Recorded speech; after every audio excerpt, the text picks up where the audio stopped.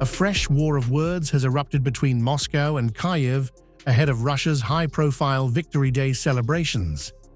Russia has now issued a formal diplomatic warning to foreign embassies and international organizations in Kyiv, urging them to evacuate personnel if Ukraine attempts to strike Moscow during the May 9th parade.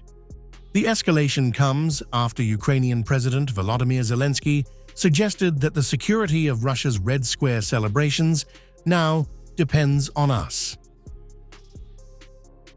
The standoff intensified after Ukraine rejected Moscow's proposed May 8-9 ceasefire, calling it a tactical move aimed at securing the parade rather than pursuing peace. Kyiv, instead, proposed a broader ceasefire beginning May 6th. But Zelensky claimed Russia ignored the proposal within hours and continued attacks across multiple Ukrainian regions. Russia has fought to the point where even their main parade already depends on us. And this is a clear signal. It is time to end this. Russia has not stopped any type of its military activity. Zelensky also signaled that Ukraine could respond proportionally if Russian strikes continue during the Victory Day period. Kyiv warned it would act mirror-like based on Russian military activity. The remarks added to growing concerns in Moscow over the security of the May 9 celebrations, with reports suggesting Russia may scale back military hardware displays during the parade over fears of possible Ukrainian drone attacks.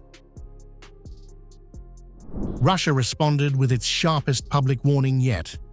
Foreign Ministry spokeswoman Maria Zakharova announced that Moscow had sent an official diplomatic note to embassies and international organizations, warning them about an inevitable retaliatory strike on Kyiv if Ukraine targets Victory Day events.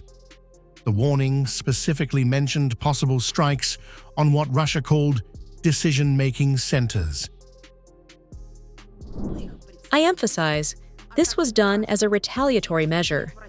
If in the countries of the European Union, they think that they can, so to speak, silence the public threats, as they say, replace the aggressive statements of Zelensky under the carpet, then they are mistaken.